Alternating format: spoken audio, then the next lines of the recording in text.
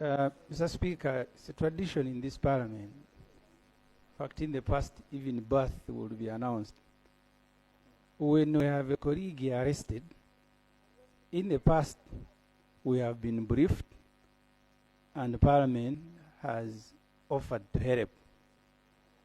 So I had thought, Mr. Speaker, and I'm not blaming you, that you will inform us about the Honorable Muwanga Kivumbi. We keep reading reports that 10 people were killed in his house. But since that matter is before court, I thought as a colleague you will need to know and demand from government an explanation regarding his circumstances, especially the ones that don't offend the law regarding people who are suspect. So that's a procedural issue, Mr. Speaker, I am raising. You had scared me, Honorable Ssemujju. Usually how we handle these matters, we have a CID officer attached to Parliament. He gives us a report as a readership, and then from that report, we are able to follow up on such a matter. So I'm going to ask the CID officer who will share with us a report through the clerk, and we shall offer any assistance within our means as the leadership of the House, like we do for other colleagues. Of 1 minute. Honourable Speaker, I think it's because the modus operandi really is that for any colleague here to be arrested, someone's go through your office. But of course what we saw with the Honourable Muwanga Kivumbi is that his home was raided by the military. Thankfully, and imagine I'm saying thankfully, for him he was not disappeared away. He was taken to police and then court. Never mind that the raid was outside of the law really. The concern about the others is they were taken and we don't know where they are. Honourable Speaker, the Minister for Information has said that the home of the Honourable Kyagulanyi is suspected to be used as a public disorder hub. Those are the words that he used. And therefore there is access control. I think you should not operate in the dark. If you think that my home has got an issue with public order, accessibility, why do you not bring me on board so that I know what can I do, what can I not do? Because now you know, but the family doesn't know. So when they come, they are banging doors, the wife refuses to open. She's thinking, are these coming in good faith or not? Eventually they break and beat her up. But when you inform the family that now these are the standard operating procedures, no one is supposed to visit you, no one is supposed to bring food for you, then we know, and we also get to see what can we challenge. But now you know. The family does not know. Yesterday his siblings went to see him, to see the family. They were denied access. So can we know, Honourable Minister? It's not enough for you to say we have put in place access controls. To what effect? Because when I know, then tomorrow if I flout what you have laid down, if it is legal, I can be held liable.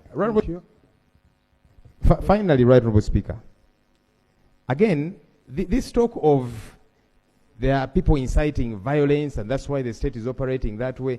Incitement of violence is an offense in this country. Why don't you charge them? If you think the Honourable Kyagulanyi has incited violence, issue him with summons. That's what I've been saying. But for you to say he's inciting violence, that's why we shall raid his home, break things, beat up his wife, you're operating outside the law. Issue him with summons. And very finally, Right Honourable Speaker, you see, abductions, and why we call these abductions, the Minister for Internal Affairs, who was saying that, yes, I went through, even though I'm saying the process was unfair. You see, we blame Idi Amin's regime of having killed people, and yes, they did. But Idi Amin did not kill everybody who was present in the country at the time. But let me get back to my point.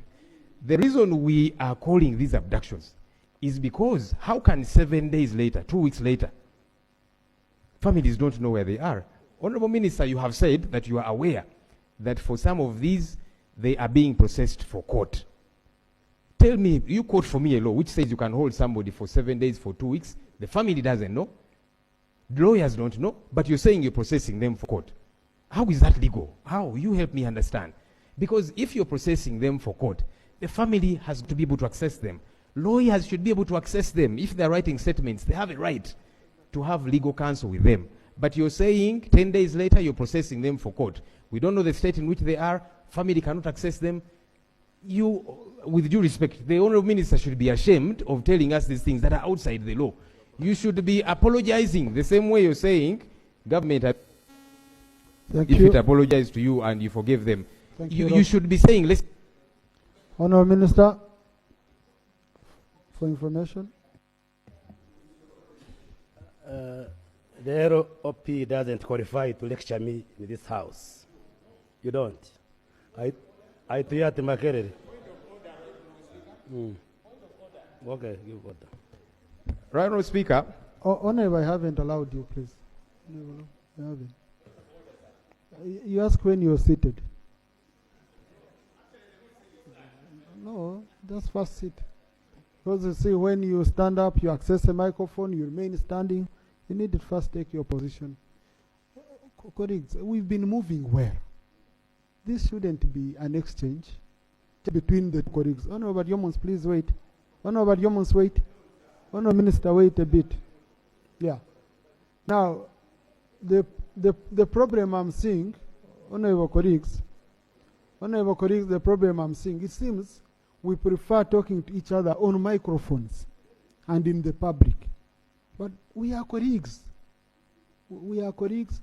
I don't think Lope, you call General Muhozi here, and you refuse to speak your call. Or General Muhozi, you call Lope, or Honorable Jomunsi.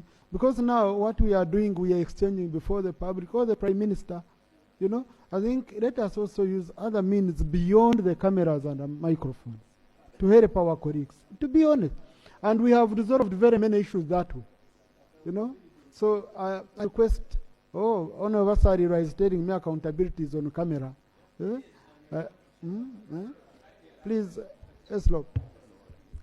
Thank you, Right Honourable Speaker. The Honourable Mario Munsi is attempting to intimidate me. Obviously, he will not succeed to intimidate Joel Ssenyonyi.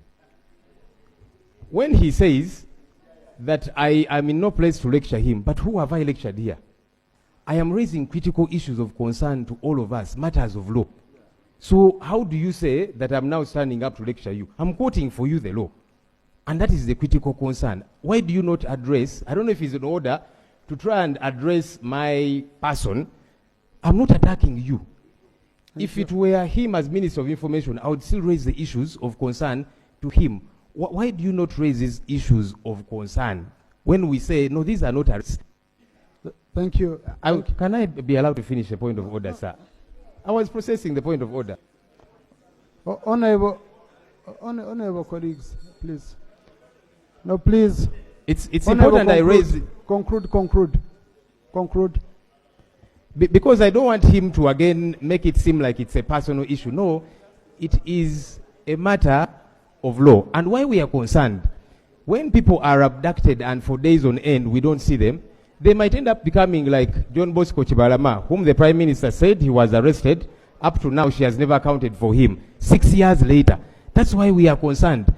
I don't want the same thing that happened to Chibalama to happen to Lina Zedriga. Thank you. Now, no, Honorable Yomus, I have to rule. There is a point of order against you. Yes. So,